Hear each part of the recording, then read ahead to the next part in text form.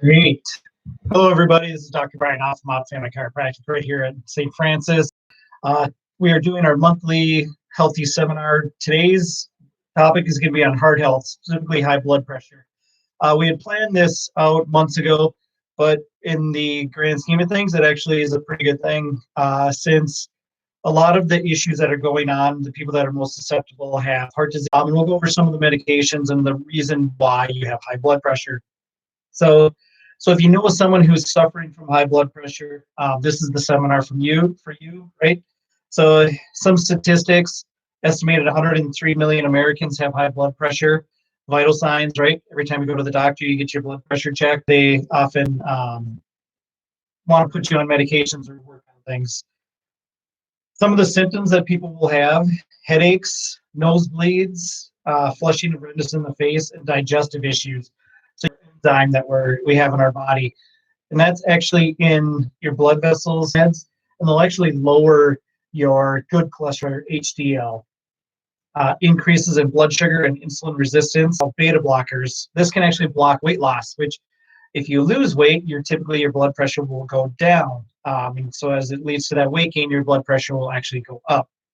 You get fatigue. So now has been shown to not reduce your risk of heart disease.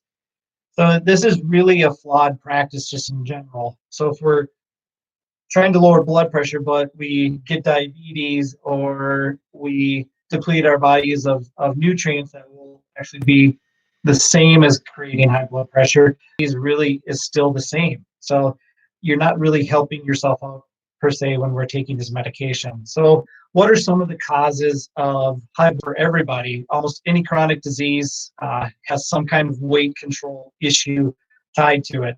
Dehydration or electrolyte imbalance. We talked about that potassium and magnesium issue. So poor diet and nutrient deficiency. You're not getting the stuff in your diet that you need. You're going to start to have to pump more and more fluid around. A genetic variant called MTHFR, so you have high homocysteine. That can be another big issue, and you can get a genetic test, pretty simple, or you can just have your doctor test homocysteine. Insulin resistance, that's why you're seeing a lot of these people go on diabetic medications and high blood pressure medications and then cholesterol medications. Very rarely are you just any kind of stress in your body as it's trying to, especially if there's a viral infection or any kind of chronic infection that you might have, which is pretty common in a lot of people. You're going to be producing a lot of oxidants, which will aid you from the inside and cause cellular health to be really, really poor. So what happens in the body? Well, we just talked about oxidative stress, but what goes along with that oxidative stress? Inflammation. So stick to it, and you can get plaquing and stiffness of that arterial wall. The cells in the artery actually become dysfunctional. That leads to that artery hardening and heart disease and atherosclerosis, hypertension. So the blood vessel, the arteries are made of muscle, layers of muscle. Instead of elastic, it's now really, really stiff, and so blood pressure will go up and more likely to get damaged, and then you get plaquing, and the changes. When we think of food, we want to think of it as information for our body. You can include foods that speed up healing and well-being, or you can put in all high blood pressure patients have some kind of insulin resistance, blood sugar imbalance, dysbiosis, which just means your gut isn't functioning the way it is.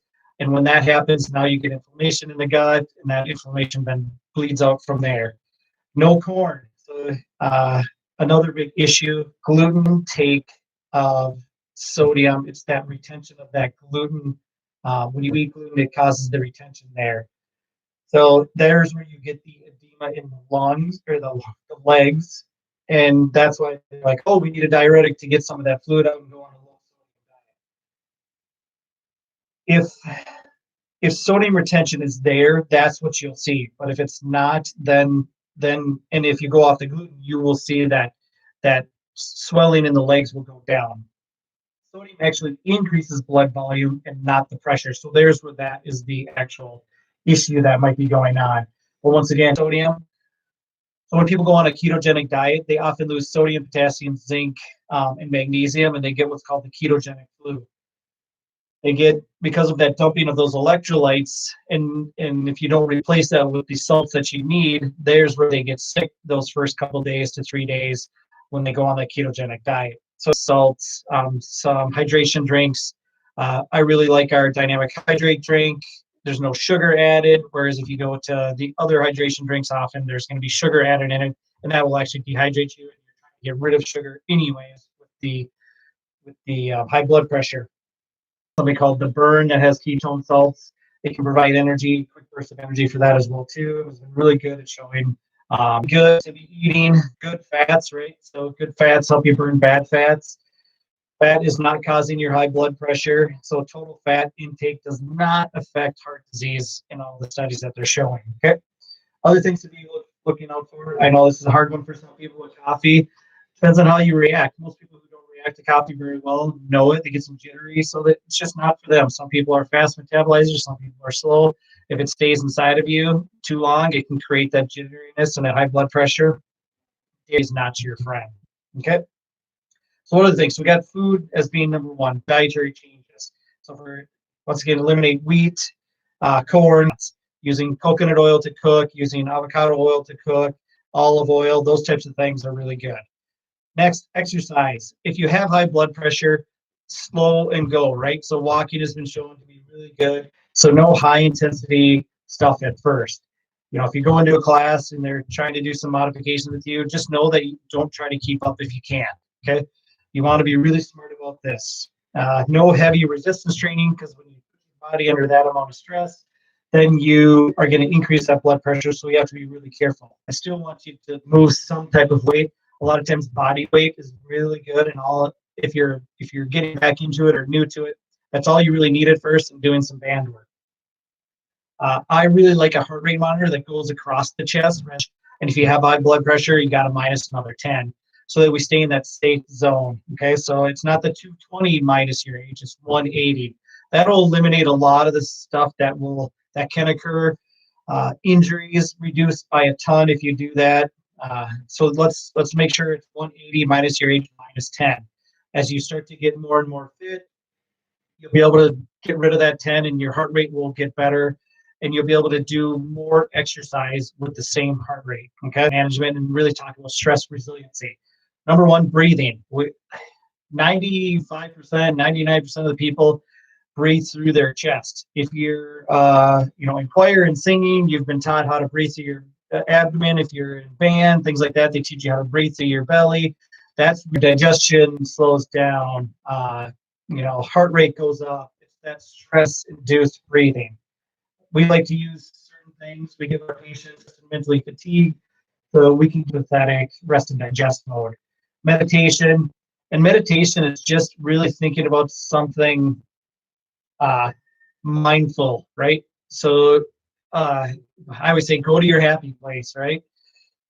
It's not clearing your mind, because clearing your mind it's not doable for many people. So being just mindful of where you're at, what you're grateful, that is going to be much more key. Read something in a book that's really helpful. Make up systems, and systems make up the body. So we want the health of the cell to be number one. If you don't have healthy cells, then you just aren't going to have a healthy body. You just can't have that. So what do we have to do? Well, we talked about the reduction of oxidative stress. If you have an infection, you get what? It's just a part of your body. As you produce energy within the cell, the mitochondria produce oxidants, but you have an antioxidant system to be able to bind that up and get rid of those. Trouble is, a lot of people deplete that system because they are not eating the fruits and vegetables that have the antioxidant in them. So number one, reduce oxidative stress. We serve the fruits and vegetables per scoop. You can drink 2 or 3 scoops per day and do really well in reducing that oxidative stress. Improving antioxidants is super important. Next, glutathione and NAC. Those are 2 molecules. So really treating your liver very nicely. Glutathione gets rid of about 1 million molecules of oxidants per molecule of glutathione, where if you contrast with vitamin C, that gets rid of about 4. So you can see why they call glutathione the master antioxidant. So often we will have patients do a liver detox. If it's low, then we know that the body is under stress. If we get the phase angle up, then we know that the health of the cell is better in the body. We have them do this scan. It ranges from 0 to 12. 0 being not good, 7 being the normal, That's where we try to get almost everybody as close to 7 or above as possible. 12 is going to be your elite athletes. So the higher we can get it, the more healthy that person typically is. So getting a phase angle done is really, really important. Next, we want to reduce inflammation, right? If the inflammation is causing a lot of these issues in the blood vessels, we definitely want to be addressing that. And where does all inflammation start? It's in the gut. So we definitely want to address the gut. But when we reduce inflammation, we're looking at improving the elasticity of the blood vessels, right? So they can contract and relax pretty easily. What do we want to use with that? Fish oil. Time Magazine did an article back in the 90s, early 2000s called The Fire Within, and they were touting the benefits of fish oil. And then you get other people saying, well, fish oil isn't good for you. Well, there's an enormous amount of evidence that shows that fish oil is very beneficial for you and for heart disease in general. So when you start listening to people and they don't do enough, there was a study last year that they think with fish oil, you got to increase dosages to get a therapeutic benefit. I really like to get at least 3,000 milligrams. If somebody has current issues, I'll go to as high. When you go higher doses, you can also lose weight a lot of times. So that's if your body is using it. There's something called resolvins. And about 40% of the population has a really hard time in turning fish oil into these resolvins. And what those resolvins do is it helps resolve the inflammation. Where when you take medications like an ibuprofen, it just cuts off the inflammation and then turns it back on. Shuts it off, turns it back on. So you get this kind of up and down wave. Chiclets, tell them you're just slowing the healing process down. We need to give you something else to be able to encourage healing, and your body's trying to do something. That's an adaptation. So pro-resolving mediators, that's those resolvins. Super good for a lot of people for helping with this. Turmeric, a lot of people know, or curcumin, great at reducing inflammation. Vitamin, don't eat those or reduce them because it's got vitamin K. It's just more of a matter of fact that once your body adapts to the vitamin K, the INR will stabilize. It's not going to continue to be a roller coaster ride for that. So you can take vitamin K with a blood thinner, with a vitamin T with vitamin K. So don't worry about that. That's actually where the hardening comes into it, because obviously if calcium helps make up bone, what do you think it's going to do to the blood vessels? So there's where we got to be mindful of that.